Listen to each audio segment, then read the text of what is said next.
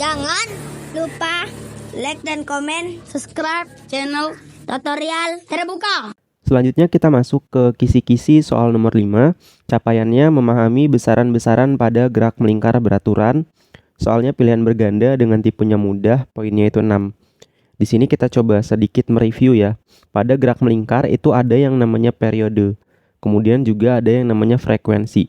Nah, kalau frekuensi itu merupakan banyaknya putaran per detik. Banyak putaran per detik. Gitu. Makanya di sini banyaknya putaran per waktu.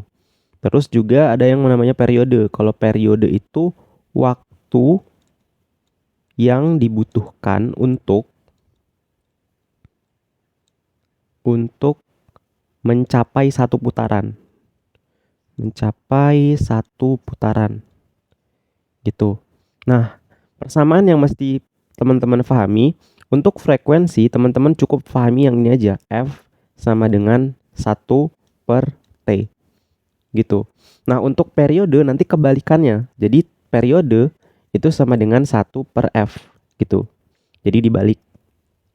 Kemudian untuk kecepatan sudut ini ada 2 tipe ya. Jadi ada yang omega sama dengan 2πf. Nah, teman-teman cukup hafalin yang ini aja. Karena nanti F-nya ini bisa teman-teman ganti sama yang ini. Jadi kalau teman-teman F ini diganti sama ini, nanti hasilnya itu yang ini ya, hasilnya. Gitu. Kemudian untuk kecepatan linier ini ada hubungannya. Jadi V sama dengan omega dikali R. Ini hubungan kecepatan linier dengan kecepatan sudut. Terus ada percepatan sentripetal, ini sama dengan V kuadrat dibagi R. Kemudian untuk gaya sentripetal, gaya itu kan F sama dengan M dikali A. Nah, tinggal diganti A-nya ini sama si percepatan sentripetalnya. Jadinya M V pangkat 2 dibagi R. Jadi persamaannya ini. Gitu. Terus juga ada persamaan-persamaan gerak yang perlu teman-teman pahami pada gerak melingkar ini. Jadi ada persamaan yang bentuknya itu kayak gini. Omega T sama dengan omega 0 ditambah alfa dikali T. Gitu. Terus yang kedua ada juga persamaan untuk menentukan sudutnya. Jadi sudut atau theta itu sama dengan omega 0 dikali T ditambah setengah alfa dikali T pangkat 2. Gitu. Jadi ini persamaan-persamaan yang mesti teman-teman pahami. Sekarang kita masuk aja ke soalnya kayak gimana. Nah, ini soal nomor 5, mampu memahami besaran-besaran pada gerak melingkar beraturan. Sebuah partikel bermasa 0,5 kg bergerak pada lintasan melingkar beraturan dengan jari-jari 3 meter. Jadi di sini kita diketahui ada masanya itu 0,5 kg. Kemudian di sini ada jari-jarinya, R-nya itu sama dengan 3 meter. Pada T sama dengan 0, partikel mulai bergerak dengan kecepatan sudut awal omega 0 2 radian per sekon. Jadi di sini ada omega 0 sama dengan 2 radian per sekon. Dan mengalami percepatan sudut tetap sebesar alfa 1 radian per sekon pangkat 2. Jadi alfanya sama dengan 1 radian per sekon pangkat 2. Kemudian yang ditanya, di sini hitunglah kecepatan sudut omega partikel setelah T sama dengan 5 detik. Nah, ini kita langsung jawab aja ya. Di sini jawab. Untuk yang A, kita bisa menggunakan persamaan yang sudah kita tuliskan sebelumnya.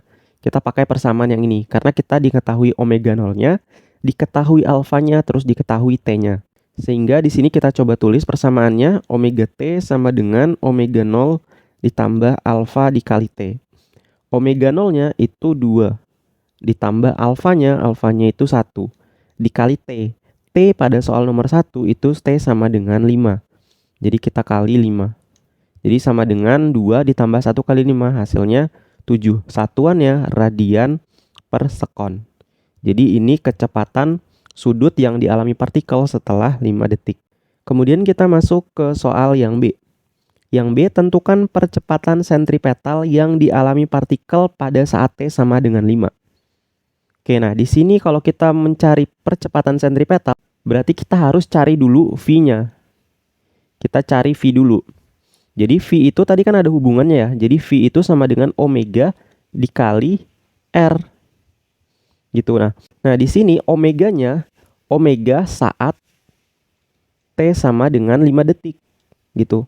Nah, omega saat T sama dengan 5 detik ini sudah kita kerjakan di soal yang A. Jadi soal yang A tadi omeganya udah kita dapatkan saat T sama dengan 5 detik. Jadi di sini omeganya itu 7 dikali sama R-nya. R-nya itu di sini nilainya 3 ya. Jadi tinggal dikali 3 hasilnya sama dengan 21 meter per sekon.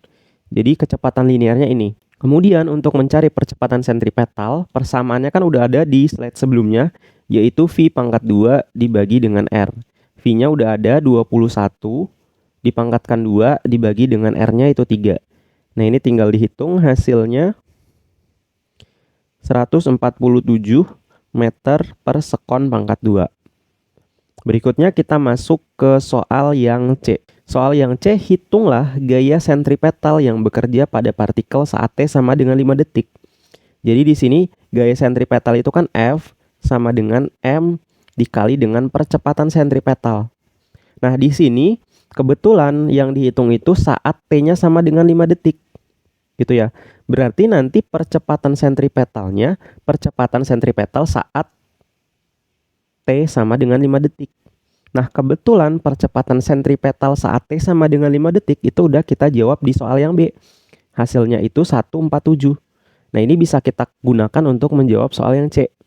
Jadi di sini M-nya itu 0,5 dikali percepatan sentripetalnya, yaitu 147.